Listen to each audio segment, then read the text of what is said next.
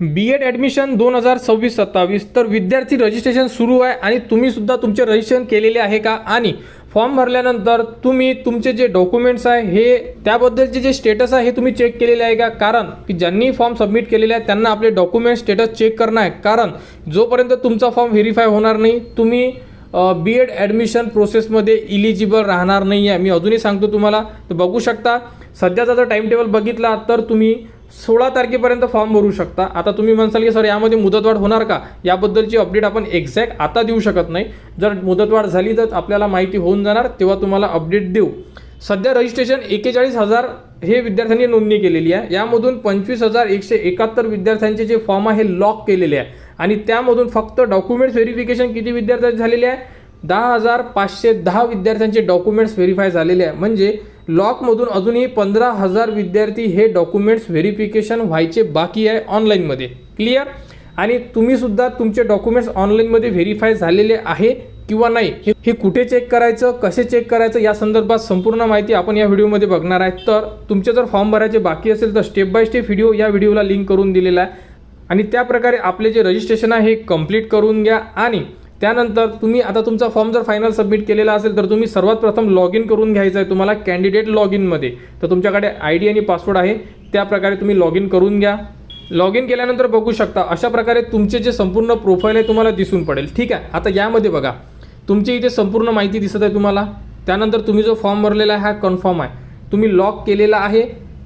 कशावरून समजणार? इथे इनकम्प्लीट लिहिलेलं नाही आहे. इथे जर इनकम्प्लीट लिहिलेलं असलं तर समजून जा की आपला फॉर्म अजूनपर्यंत आपण लॉक केलेला नाही आहे. लॉक म्हणजे कन्फर्म.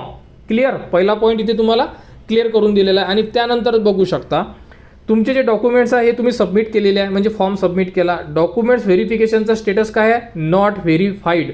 अजूनपर्यंत तुमचे डॉक्युमेंट्स जेही B.Ed डिपार्टमेंटचे अधिकारी असेल त्यांनी तुमचे डॉक्युमेंट्स चेक केलेले नाही आहे.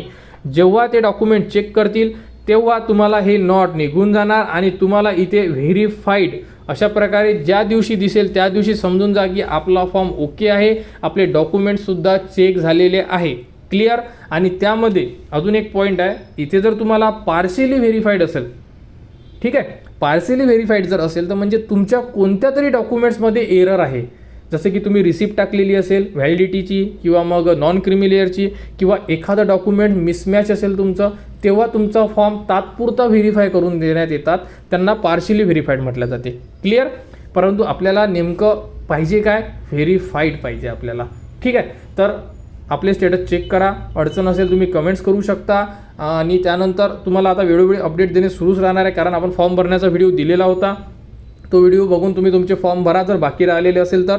आणि वेळोवेळी आता तुम्हाला संपूर्ण अपडेट आपल्या चॅनलवर देण्यात येणार. आणि समजा आता पुढच्या व्हिडिओमध्ये बघू, जर कोणाच्या विद्यार्थ्यांच्या म्हणजे जोही विद्यार्थी असेल त्यांच्या फॉर्ममध्ये जर त्रुटी आली तर त्रुटी कशी पूर्ण करायची या संदर्भात संपूर्ण माहिती तुम्हाला आपल्या चॅनलवर देण्यात येणार. आणि डेट वाढणार का याबद्दलची माहिती अजून तरी नाही आहे, परंतु माहिती आल्यानंतर ती सुद्धा तुम्हाला आपल्या चॅनलवर देण्यात येणार. या व्यतिरिक्त कोणाला काही अडचण असेल तुम्ही कमेंट्स करू शकता. कमेंट्सवर तुम्हाला माहिती दिलीच जाणार.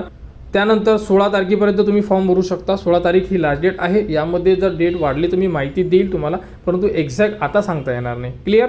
तर B.Ed ॲडमिशन 2026-27 बद्दल जीही पुढील अपडेट येईल ती तुम्हाला आपल्या चॅनलवर देण्यात येणार. त्यासाठी आपल्या चॅनलच्या कनेक्टमध्ये राहा, चॅनलला सबस्क्राईब करा व हा व्हिडिओ इतरांपर्यंत शेअर करा.